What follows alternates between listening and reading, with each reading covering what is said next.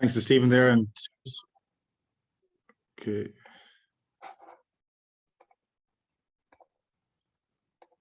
Just get this up and running.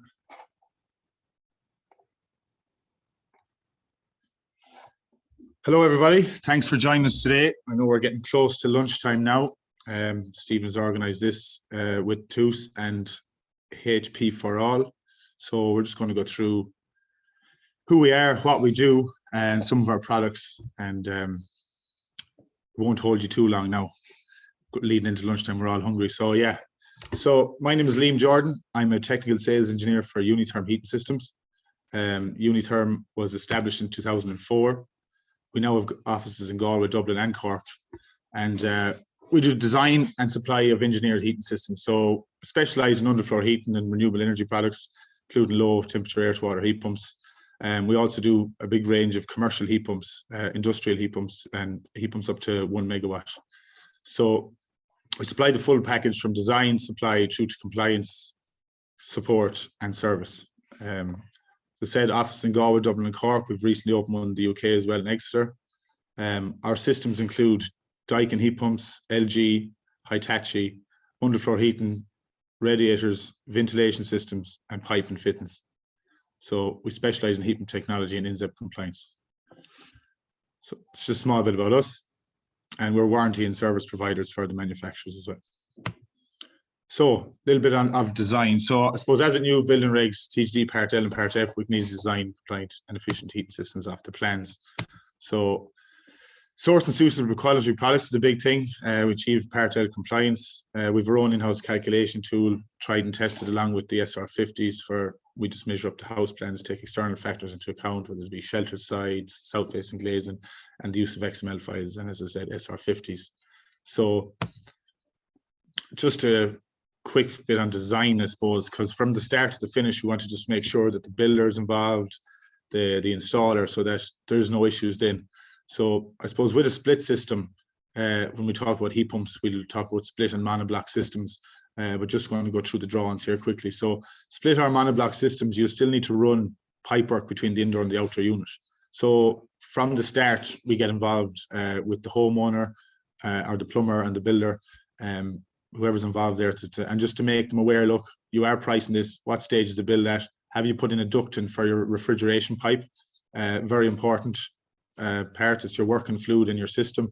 And if this isn't done correctly, your system will be losing season of COP. So basically, your coefficient of performance will suffer and your bills might feel the impact of that. So as I said, quick diagram here on it, it's showing our insulation, subfloor, and our ducting. So our ducting generally will go in the raft. Now, if not, you can also see on our screen here, you can see that we have it through a wall as well. So for retrofits, a lot of the time there, you will just be able to come through the wall and seal that up again. So monoblock or split, you'll have a flow and return or refrigerant pipe, but again, we'll get into that. So as for the design drawings, these are from kind of start to finish. As for when we get the inquiry versus, okay, what's needed next? Well, is this done? Have you this done correctly? We'll carry on then.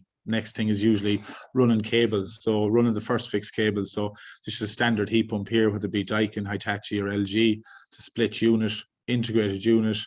We'll have cables for powering the outdoor unit, an interconnection cable for the outdoor unit speaking to the indoor unit, and then a power supply for the indoor unit as well. So just, this is for the tradesmen on site. Just a cable list here to show, well, what size cables do we need to run, whether it be for a one-off job or a site. Well, what do I need that for, and why is that this size? So we're recommending C-type breakers, 20 amp for this size heat pump. This instance is a 6 kilowatt, 20 amp type C breaker because it's DC rated, and this just makes things easier on site for everyone. So look, it's here, it's in writing, it's on the drawing, it's clear for everyone to see, and it just means there's no mistakes. You're not reading through I suppose the manual of the unit looking for where do I find this and where do I find that. Everything is given to you with the first fix and the second fix, basically to show, well, this is my electrical drawings, these are my mechanical drawings, these go to the electrician. We also email them to the electrician, email them to the plumber, email them to the builder or the self-builder and whoever's involved. So Second fix, again, showing cable terminations, where they go internally, where they go externally on the heat pump. Again, fuse type cable list, it's all there. So that's fairly straightforward. And I just wanted to go through, as I said, these drawings individually as they come about. So with the second fix then, how am I going to control that heat pump? Am I going to use a wiring center? Am I going to use a motorized valve? You know, so we have programmable thermostats, set point thermostats, third-party thermostats also. So like whatever's involved, whether it be client preference or our own system design. Sometimes the client might have a preference for one type of thermostat that might be like, oh, the fancier one, or the Heatmiser Neos, or the Sigma thermostats over the Thermas and the Heatmiser PRTs. The choice is there. We'll design the system and look at if they want to come back in with options to say, look, I'd actually like to use this thermostat. Can you incorporate that? Well, of course we can, and that's what we do. We combine your electrical with your mechanical, and we give you a full system package from, as I said, even the refrigeration, indoor unit, outdoor unit, controls, everything, and we package that together, do the full design on it. So again, sample mechanical here of some underfloor and the ground floor, radiators on the first floor. How am I going to plumb that up? What's best practice? Dimensions of the units, so be it the outdoor unit, the indoor unit, connections off the top of the unit on the right hand side. Again, it's just making it easier for everyone involved to carry out their job, and then at the same time we'll obviously give technical support. So bypass valve, so the importance of a bypass valve for flow rates and defrost. So again, this is incorporated into the system to allow, well, if all my zones are satisfied and not calling, but it's cold outside, my heat pump needs to pull in some heat to do a defrost cycle. So I'm sure you all might have noticed, if you do have a heat pump or you're curious, when it's cold outside, how can the heat pump still pull heat from outside? Like, so these heat pumps are operational down to minus 25 degrees. So there's always still usable heat in the air, but by using the refrigerant, it can pull heat into your working fluid at low temperature and low pressure, compress it with using the use of a compressor, a scroll compressor usually, up to high temperature and high pressure. And this then is fed into your heat exchanger through your working fluid into your hydraulic system, so your rads or your underfloor. The bypass valve then, this just allows flow through if everything else was satisfied. So if your rooms weren't calling for heat or your radiators weren't calling for heat, that there's still a bit of volume there and a bit of flow rate going through the bypass to defrost if my unit was freezing up outside. And it's just a design specification and a requirement in our systems. Just an overview here of a sample house. So again, design of the underfloor loops, different, I suppose, different layouts for different houses, depending on, that's showing the north elevation there of that house. So the loops will be spread differently depending on the room and which side of the house it is, how many loops it requires. There's a cutting list in also on the right hand side for the installer and the homeowner, or whoever's fitting it at this stage. Also shows manifold locations, so this will be agreed with the plumber, the installer, or the homeowner usually. Where's that manifold going? And they'll usually, with a self-build, they will be liaising with the homeowner from start to finish, and to tie them in as the builder, and to go through, well, this is the best place for your manifold. We'll do the loop drawings up off that. Your controls are going here as well. Like, so again, that's a sample loop plan for a ground floor layout, and that's the matching one for the first floor again. So as I said, the loop layout will go with the room, but depending on whether it's north facing or south facing, the loops will alternate, and it's to suit the installer on site as well. Sometimes there might be some changes, and we'll obviously go along with the installer and ask him, has there been any changes there on site, or the homeowner, to what we have on our plans, and if we need a site visit, then we can arrange. So cutting list there again. So as I said, this is a cutting list to show you which loops will fit in which coils, so you've no wastage. So that's a big thing there, really. Like, so you don't just go pulling away and go, well, look at this. We'll just see there, loop 10, 65 meters, loop 11, 62. You're getting a balance of them. Generally, I'll start at loop 1 and work my way up, and I'm getting these loops. So there's no wastage in the coils. Stat location again. So again, this is decided on house orientation, so that there's no direct sunlight hitting thermostats. they're basically placed they're placed in generally in beside a light switch if they can at all inside the door, but out of direct sunlight. And depending on the room, they might want them in different places, like so the kitchen dining there versus the sunroom, they're all different. So just another bit on design over here. It was just like a lot of people now we're going with solar PV. Like I know I am my own house there, like so heat pump, you have a LAN adapter then for the heat pump, so that basically everyone I'm sure has heard of, if you're into solar now, it's a big take up on it recently, but everyone's heard of an eddy. So an eddy is a hot water diverter, which when there's excess electricity being generated, what it's doing is it's diverting that excess energy. Instead of going to the grid, it's going to send it into an immersion in your tank. But your immersion is only whatever 99% efficient, whereas the heat pump is 400 plus 500% efficient. And it's your COP, as we talked about earlier, coefficient of performance measured as a percentage. So 4.5 COP is 450%. So why would we use an immersion when we could use the heat pump? So we can use the LAN adapter.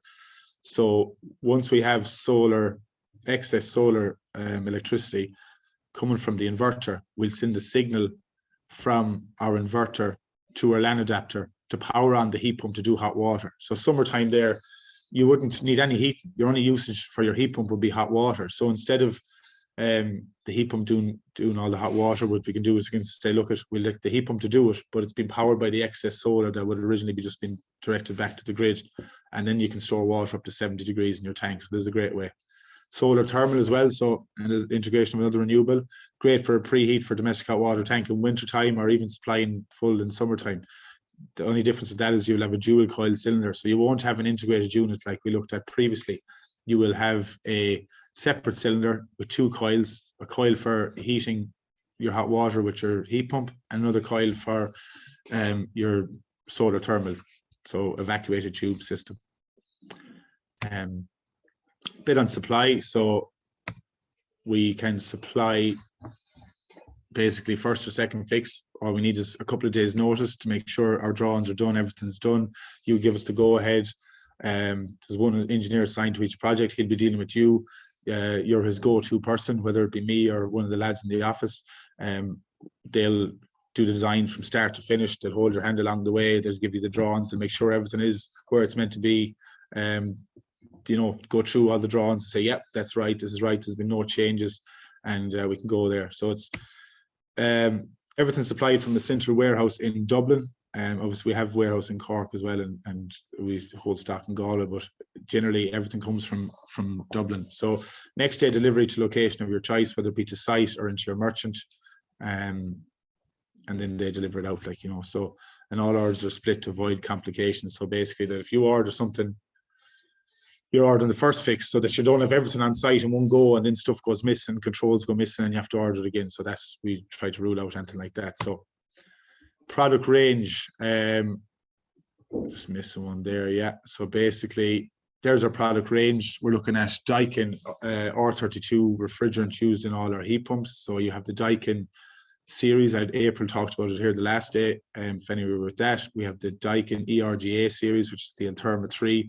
integrated unit in 230 litre and 180 litre cylinders. Also, there's a Hydrobox version, as you can see there under the Daikin symbol. There's a wall-mounted gas boiler looking thing. That is your Hydrobox that will go with a separate cylinder. So again, as I talked about dual coil a while ago, you might want a separate cylinder and dual coil to incorporate solar thermal, or maybe an external source like a boiler, so in a bivalent system using an oil boiler as backup if the price of oil ever came down. So that was basically, that's the Daikin. Now they do a monoblock range as well. That's the split system. So I will go through split and monoblock options in a second. So it's the Daikin split. So we have the Hitachi split over here as well on the right hand side. Again, split integrated units and Hydrobox units. Daikin and Hitachi, good brands, competitive. We're doing Daikin for a long time, great relationship with them, great heat pumps, know them inside out. Same as Hitachi. LG is the same, we're LG monoblock and the split coming in 2023. Again, it's preference, but the design criteria sometimes dictates which heat pump you should be going with. So we'll do a design and we'll say, well, your design temperature for this house is our design temperature is ambient air -3, and your heat loss is coming in at 8.6 kilowatts for, we'll say, X amount size of house. Well, this heat pump has a design output at that temperature at 8.7, 8.8. So sizing is critical. Oversizing causes too much cycling on-off cycles. You can't just stick in a heat pump. Oh yeah, well, my heat loss is 8.7. I'll put in an 11 or 12, 14. Bigger isn't better. It just means more on-off cycling, and that will result in reducing the longevity of the heat pump. So the compressor only has so many 100,000 cycles or whatever it is. So it's actually better for it to run at optimum efficiency and best sizing. So it's that. So that's a bit on the heat pumps. As I said, they're all R32 refrigerant, which is a low global warming potential refrigerant. So replacing R14A, which is previously used in most models of heat pumps, that had a global warming potential of 2032, which is relatively high in terms of the newer R32, which has a global warming potential of 662. So it's basically a third less harmful than its predecessor for the environment. So between the monoblock and the split, as we talked about there, you probably wondered, monoblock, what's that? So monoblock, I suppose, it's the units of the one block system, like similar to a boiler. It's a one block system. So everything is, that's the split there. Sorry, I'll just go on about the monoblock here and I'll go back to the split again. So your monoblock system is a one block system. So basically, all your components, most of your components, bar your domestic hot water cylinder, are actually contained outside in the unit. And this is great for retrofits and stuff. You have the hot press there, you have the cylinder and the hot press, everything's outside previously, like your oil boiler was. So your monoblock works with your flow and return goes to your monoblock. So the monoblock's kept relatively close to your thermal envelope, so your house. And your heat exchangers in your monoblock. All your working gas is inside in the monoblock unit. Your pumps are inside in this unit as well.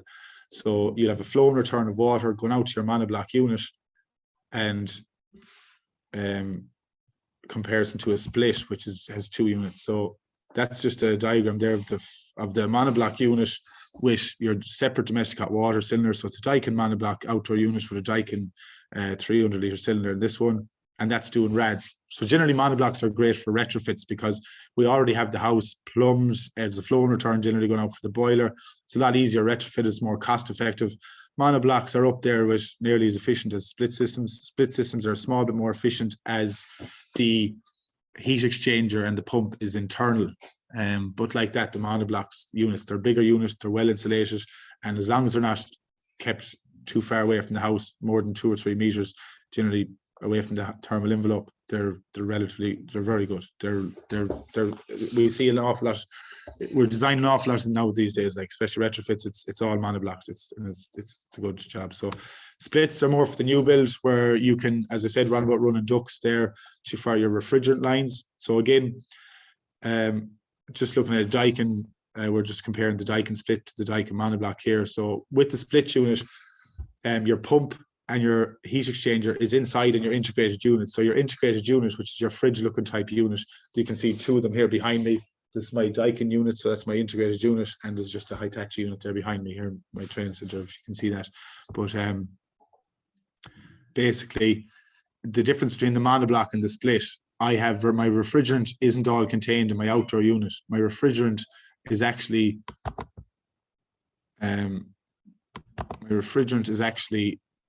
it is in the outdoor unit, but it goes into your heat exchanger internally into your integrated unit. So there is more work and there is a bit more cause for error when it comes to refrigerant split type heat pumps compared to monoblocks. Monoblocks are plug and play. Refrigerant split type heat pumps are generally for the new build, where precautions have been taken, everything has been pre-designed and organized. So you'll see splits a lot more common in new builds comparison to the monoblock, which will be more common in the retrofits. So that's the difference in split and monoblocks. Hope that was clear enough for you. And look, if you have any questions or anything, again, you can just email me at liam@unithermhs.ie and I'll answer any questions for you. So just a bit on low temperature heat pumps. I'm just going to take a bit into this. The LG Therma V. It's a monoblock specially brought in for the retrofit market. Daikin actually didn't have a monoblock at the time, and the LG monoblock was brought in. So this is actually the world's first R32 monoblock, wide operation range. So for 25 degrees to 65 degrees, and that's without the use of a backup heater. So it's to do with a new type scroll compressor and a flash gas injection. So the flash gas injection, you might think, well, what's that? It sounds cool. It's when it's heating up in the enthalpy cycle, it's compressing. And what it does is it gives a wet vapor gas injection. So it basically recycles some of that energy and cools down the compressor a bit, just so it can get that further enthalpy cycle out of it again. So that's what gives you the extra.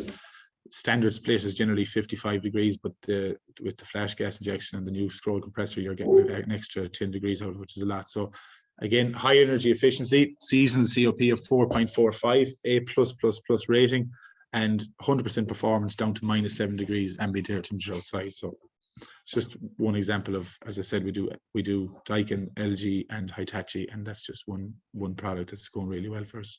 7-year warranty, a standard, great unit. Small bit on ventilation. We also design ventilation systems here. We're registered for design in TGD Part F. So we do mechanical ventilation. A couple of different types of mechanical ventilation include centralized extract ventilation and demand control, and also heat recovery mechanical ventilation as well. So reduce your heat loss, improves thermal comfort. So I won't go on too much about that. Just some more brands. So as I talked about previously, we bring you all the way from design through to supply, support with installer training, schematics, commissioning and service. So I'm just going to talk to you a bit on the support side of things here now. So we've 9 to 5 technical support. So this is for the homeowner or the installer, or the electrician, or whoever needs. And we also have easy to follow schematics as well. So we hold installer training, and we have all the models and systems on display in a training centre here in Galway. We have a training centre in Cork, and we have a training centre in Dublin as well. So we do site visits. As I said there before, the installer knows their engineer, or the homeowner knows their engineer that they're dealing with in the office. So they have a good relationship with them. They're bringing them from start to finish. Whereas said, everyone has their direct dial. There's technical support helpline. We have, so there's 40 people working for Unitherm. 23 of them are engineers. There's about 11 engineers on technical support. And like that, we're doing Daikin heat pumps for 10 or 12 years, Hitachi and LG for maybe the last 5 years. So like, I know every system we do inside out, and so do the lads in the office. Like, that's their job. And we sort issues over the phone if there is any. And if there needs to be a site call, we obviously do that as well. Like, you know, so national technical helpline. It's a small bit on support. So support is probably the big thing when it comes to what we do and who we are. I suppose it's all about the customer and making sure that they're getting everything they need here. That comes down to then after that. So we have a design, supply, support, as I said, training, schematics, telephone, on-site. Then you're over to commission, which is next. So commissioning, ancillary certification, all the paperwork side of things. So we look after all this. We get a pre-commissioning form for the engineer. It's just a tick box exercise to make sure, okay, this has been done, that's been done. It's for our engineer in office and our installer on site as well. So they're agreeing that everything has been done, and they're liaised with all the way through, so that you don't have any issues. As I said, sometimes with refrigeration, you can get issues. So this is all teed out from the start and make sure we're good. So easy to book system. So I won't go through too much of there. It's just on the commission of it, but it's just we have our own service department to commission these units. There's just some of the checklists for everything, just to make sure everything's done correctly. Skip through this again. So yeah, commissioning. So for our service lads on the road, so I said it's a familiar system. We've loads of designs there, but like we deal with certain heat pumps. The lads know them inside out. They know what they're going to do, and they're familiar with the system because they've designed the system. Do you know what I mean? They're looking at it. They have all the calculations. They have everything there. They know what they're going out to before they go out to it. So this eliminates guessing, and it ensures full system operation. So inspections and all that. So that's, look, compliance and sign off, I suppose, is the paperwork side of things here. And now even lately, with the new BER or the new ECB bank rates, people are kind of saying, Jesus, I need to fix my mortgage rate now and get my green rate mortgage. So there's a lot of people now are onto us recently again to basically gets sign off and stuff for their houses that they wouldn't have signed off on before because they didn't need to, and now they're going for the fixed screen rate mortgage. So there's a lot of good bit of paperwork with that, and we look after all that side of things. So all our products are sourced with Irish building regs in mind, so highest eco design rating in all models, and they're all NZEB compliant. We will receive the highest. So again, these inputs will be for the BER assessor or the homeowner to pass on to his BER assessor. This is just an example of Hitachi. As I said, Daikin, Hitachi, and LG. So we engage with the BER assessors. We do a design installer sign-off form. We also do BCAR certification. And so we basically pass on all the data needed to get your final BER. So this is all done in-house here. We have all these models, we have all the systems you need. And basically we give you the test data for heating test data is 14825. And then we have the EN 16147 is the water heating efficiency standard as well. So these all score very highly on your BER. So like there's no fear that you're not going to reach your standard A2 for an NZEB building. So again, that's just eco design data. They're just going to flick through this. This is what we send out. We do the SR50 heat loss calcs, heat and design tabs, again, for the homeowner, the BER assessor. This is all the sign off and things. So this is readily available. Phone in, talk to myself, any of the lads in the Galway, Cork or Dublin offices. We have this done from design. So you can ring in, oh, I need this paperwork now for the BER. So you're not held up waiting for it to be done when you're looking to get your last drawdown in a new build or whatever it may be. And we also do ancillary certification for design compliance, or sorry, design completion and inspection as well if required. There we go, just a sample one again. And as I said, all products are tested in standards, technical fees, design installer sign off, summary on our compliance. Service. So we have our own dedicated service department. There's Dermot, the service manager, Michael, the service coordinator, and then there's 5 or 6 lads on the road there as well. So it's just a few of the lads there. That's Dermot, if any of you were wondering who's that voice over the phone that you've been dealing with. But we have a dedicated service department for service and commissioning and breakdowns if there ever is any. Service contracts are also available for county councils or homeowners or whoever wants them. We also do upskilling available. So we have our own training centre, as I said, here in Galway and Cork, and we do training for installers, we do trainings for consultants, we do training for whoever wants it, whether it be county council members or everything that's available, and I'll do that training for them. And then we also have an upskill so we have a higher certification with ATU. So basically, formerly GMIT, the Atlantic Technical University of the Atlantic Technical University in Galway here. There's a 12-week course. It's a 20-credit module. So it's over 16 weeks. It's 1 day a week, and it's the only 20-credit module for heat pumps. So it's a higher certificate, level 6 in the design, installation, commissioning, maintenance, and servicing of heat pumps. So if you want to become a heat pump specialist, a heat pump service partner, you will be basically registered with CAI for retrofitting heat pumps, installing heat pumps, maintaining them and servicing them, and you'll be a registered service partner with ourselves for carrying out them works. So that's a bit on the domestic side of things and the installation design of heat pumps. I'm just going to give you a quick 5 minutes on the commercial side of things. So decarbonisation of buildings, whether it be GA clubs, third level buildings. This is big now, county council buildings as well. So commercial heat pumps are split into 2 main categories. You have industrial and commercial. There's low temperature, medium temperature, high temperature. So first we look at passive energy measures. So before we go, right, we're just going to size that heat load at 200 kilowatts. What passive energy measures can be taken there? So fabric first approach, I'm sure you've heard of all that before.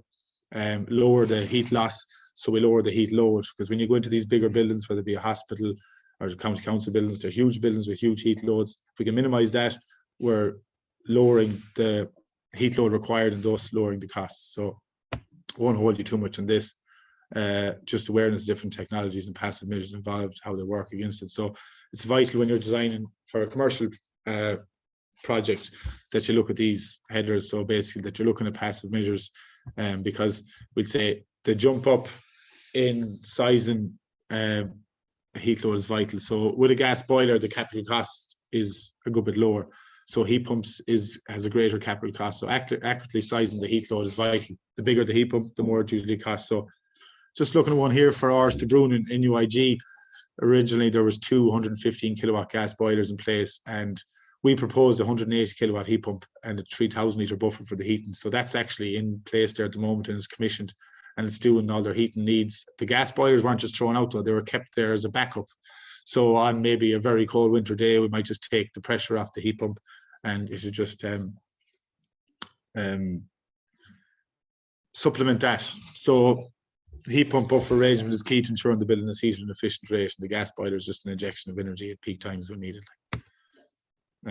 Again, another building, Udros and Gales, with a smaller heat pump this time. So whatever, there's difference in chillers and heat and commercial heat pumps like so. There's another one, Respite Care in Clare Galway. Again, this was a blue box Swagon heat pump, and it was just there was two buildings in this in the new construction and an old one, so we just had to make sure we had to use two different systems on that. So just awareness on that, and basically that there is commercial and industrial heat pumps as well as domestic, and we cater for all. So that's it. Sorry for holding you now. It was a good half an hour there. So if anyone has any questions, I'd be happy to answer them. That's perfect, Liam. Thanks very much for that. That was brilliant. There's some really good information there and some nice detailed drawings as well. We have a couple of questions in here now. We have one from Riva says, how many working cycles or hours annually of a compressor is the optimum?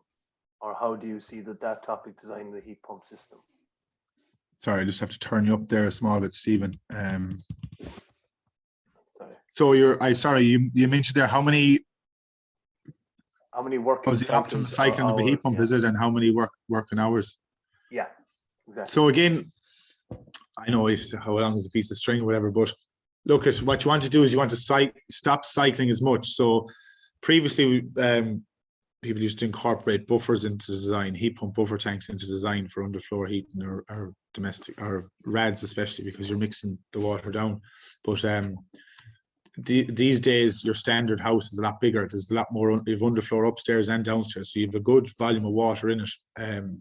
And your heat pump is designed, as I said, at optimum efficiency or best efficiency point, so that it's basically tipping away for longer periods rather than on off. So it's when you say what's the optimum amount of cycles it should do in a year, or what's the optimum, like, look at that's, it's a tough question to answer, but I would answer it by saying that less cycling and less cycling can be achieved by optimum sizing. So if it's oversized, or if you look at, you might get one quote from one person and one quote from another person, or a design from one company and a design for another, and just query it and be like, well, why have this person done this size heat pump? Like, bigger isn't always better, and that's what I'm trying to say in this case, that your heat pump will cycle more if it has less to do. Like, so it's better for it to come on and have a lot more work to do than a little. But as I said, optimum sizing then is smack bang in the middle, just so it can come on. It doesn't have a big range of a delta T to hit. It just has enough, and that it's not just the heat pump sizing. It's to do with the layout of the loops, the amount of loops as well. It all contributes to the cycling of it. So you could have a north facing room there, and one company might have put in one 90-meter loop, whereas you might say, well, that's north facing, that's going to lose energy faster than this opposite room. So we don't want that constantly calling. So what we can do is, if we put in two loops in that with 100 mils around the 100 mil centers around the edge, and you're always trying to combat the cycling. It's not just on the heat pump. So there is no, I can't give you a figure off the top of my head as far as optimal cycling for any size house, but generally less cycling the better, and it's just optimal design. Yeah, design, I think, is the main thing, I think. Yeah, it is, yeah. And that's perfect. Unfortunately, we're running out of time. There's a couple more questions, and I'll try and get them to you, Liam, and we can see if we can get your answers off them. So thanks very much, Liam, for today, and thanks everyone for joining us. If you could join us tomorrow again at the same time, I'll make sure to send out the link this time. So if you join us tomorrow, that'd be great as well. So thanks everyone, and Cheers. see you.